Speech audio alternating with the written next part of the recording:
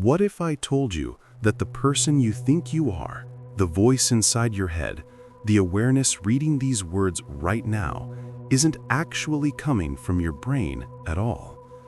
What if everything you've been taught about consciousness being merely the byproduct of neural firing and chemical reactions is only a fraction of the story? What if your brain isn't the producer of consciousness, but rather the receiver, the antenna, the translator of something far more vast and mysterious? For decades, neuroscience has operated under a fundamental assumption that consciousness emerges from the brain. We've been told that our thoughts, our sense of self, our very awareness is nothing more than the electrochemical dance of neurons firing across synaptic gaps. And yes, when we stimulate certain parts of the brain, we get specific responses. Damage one area, and you lose the ability to speak. Damage another, and memories disappear. This seems like conclusive evidence that the brain creates consciousness, doesn't it? But here's where it gets interesting. Correlation is not causation. Think about your television for a moment. When you turn it on, you see images, you hear sounds, entire worlds unfold before you. Now, if I were to open up that television and damage certain circuits, those images would distort. The sound might cut out, the picture might go dark. Does that mean the television is creating the program you're watching? Of course not. The television is receiving and translating signals that exist independently of it. The program exists in the electromagnetic field, broadcasted from somewhere else entirely.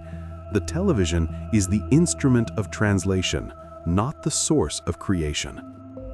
Could your brain be operating in much the same way? Could consciousness be a fundamental property of the universe itself, and your brain is simply the biological instrument tuned to receive it, filter it, and translate it into your personal experience of reality? Let's dive deeper into this mystery, because the implications are nothing short of revolutionary. They change everything about who you think you are and what you're capable of becoming. Consider the hard problem of consciousness, as philosophers call it. We can explain how the brain processes information, how neurons fire, how neurotransmitters flood synapses, how different regions coordinate to produce behavior. But none of this explains the subjective experience of being you. None of this explains qualia, that raw feeling of experiencing redness when you see a rose, the taste of coffee on your tongue, the feeling of love swelling in your chest. How does physical matter, organized in a particular way, suddenly give rise to inner experience? How does the objective become subjective?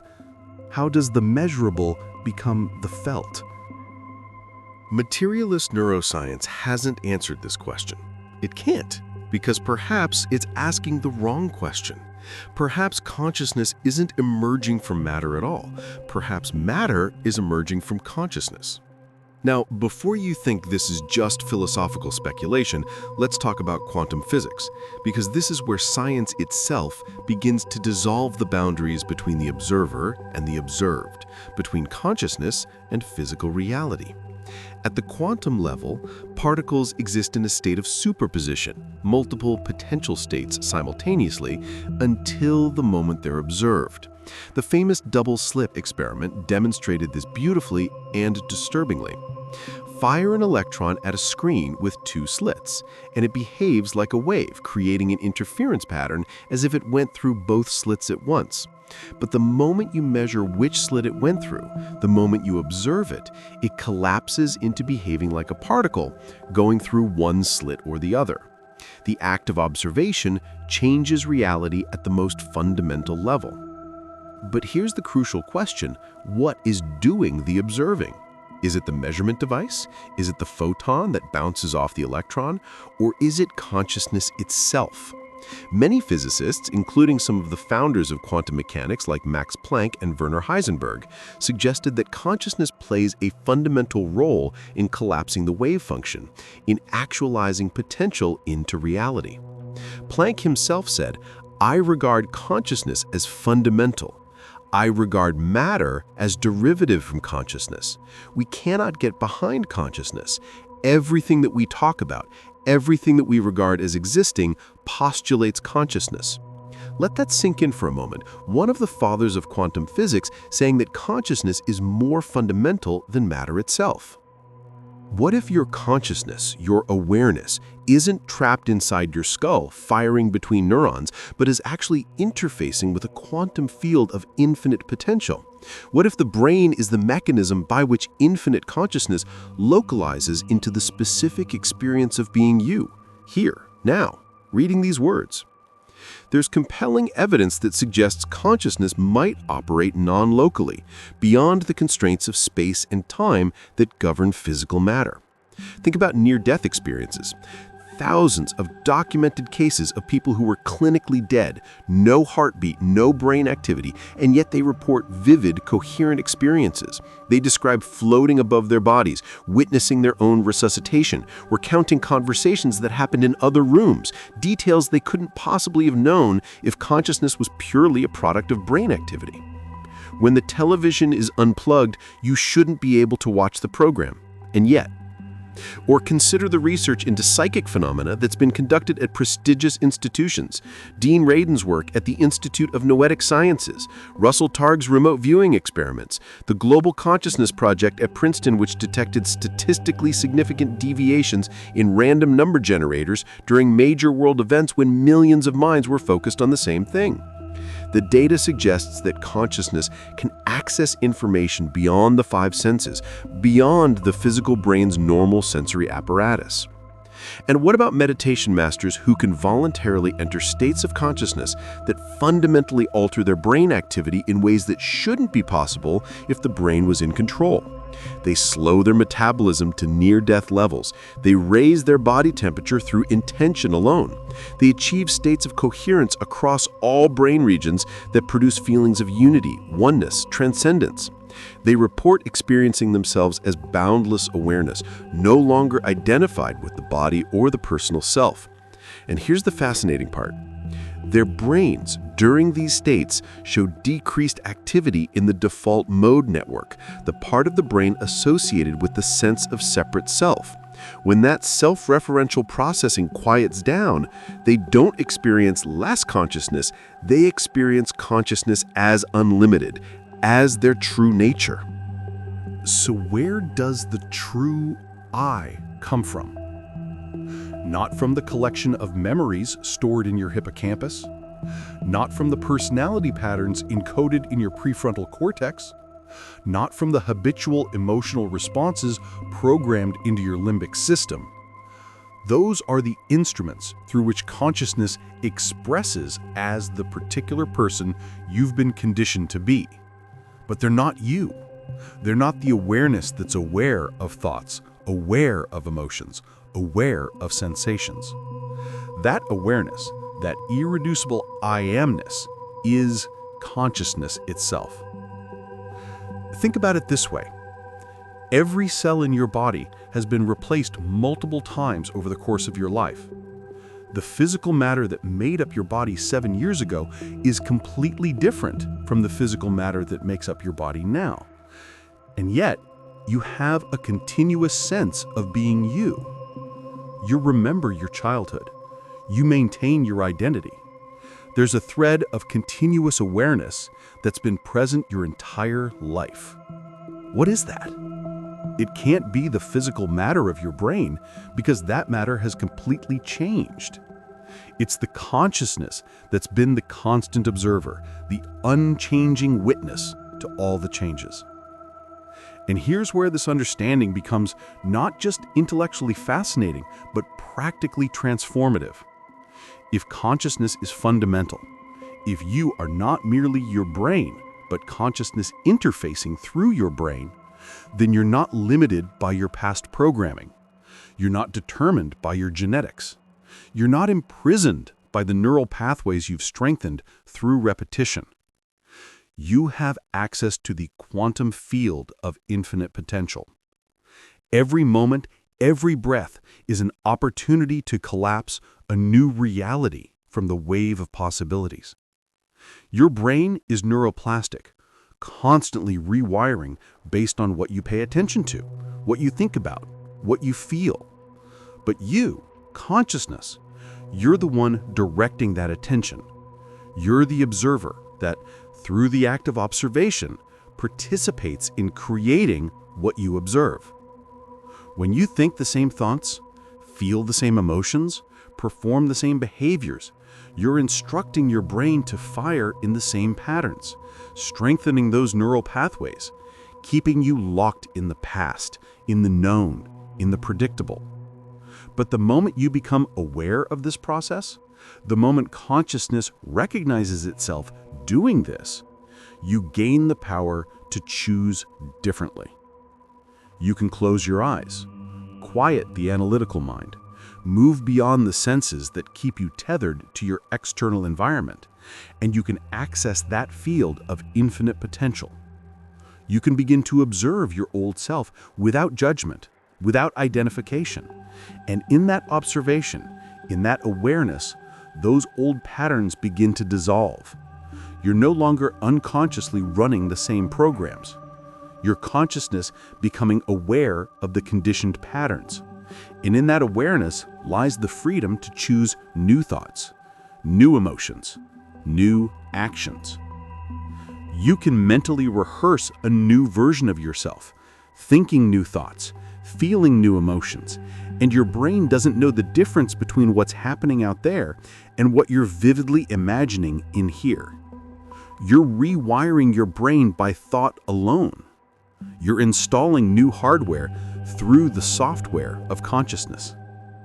And when you do this with elevated emotion, when you feel gratitude before the experience, when you feel love for this new reality before it's manifested in your life, you're teaching your body emotionally what that future feels like. And you're broadcasting a new electromagnetic signature into the field.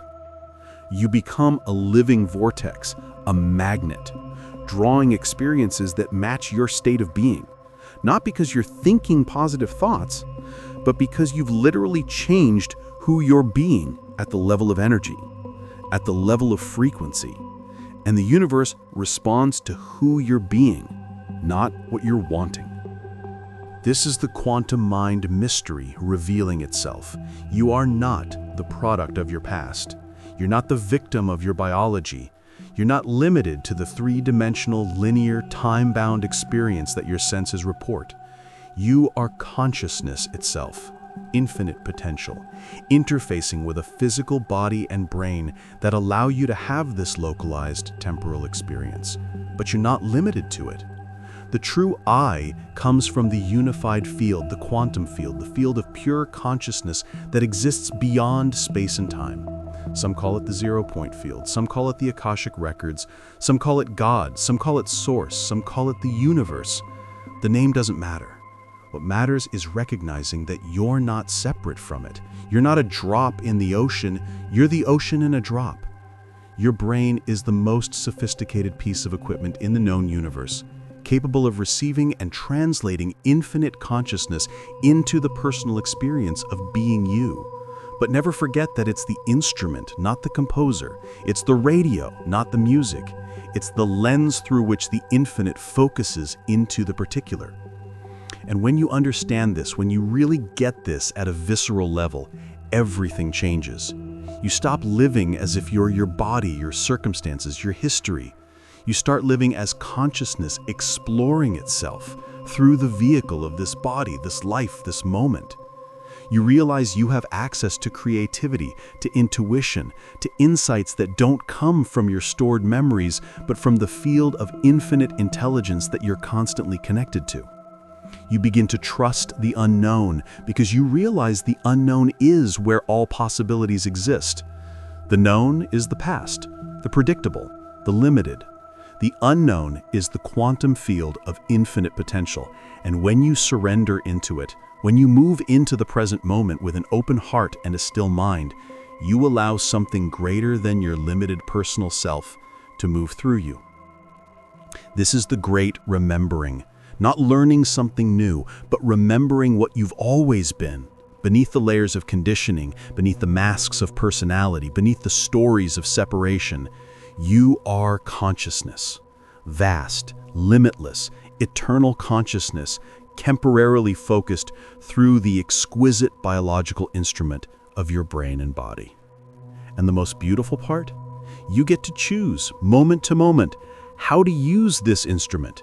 You can keep it tuned to the station of limitation, fear, and survival, running the same old programs from your past, or you can retune it to the frequency of possibility, love, and creation, becoming someone new, someone unknown, someone unlimited. The brain will always try to pull you back to the familiar because its job is survival, and survival means predictability. But consciousness, your true nature, is always calling you forward into the unknown, into the new, into the extraordinary.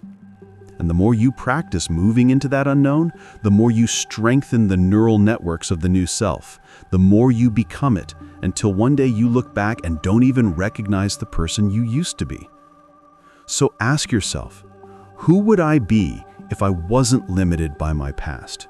What would I think if I wasn't thinking the same thoughts? How would I feel if I wasn't feeling the same emotions? What would I do if I wasn't performing the same behaviors? Who could I become if I truly believed I was consciousness itself, with access to infinite potential? These aren't just philosophical questions.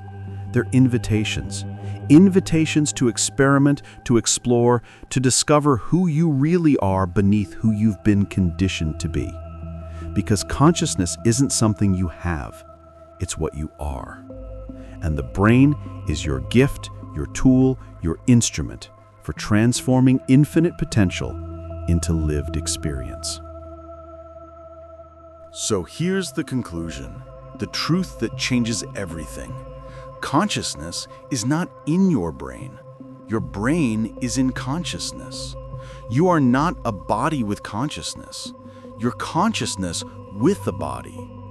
The true I doesn't come from neural firing patterns or chemical reactions.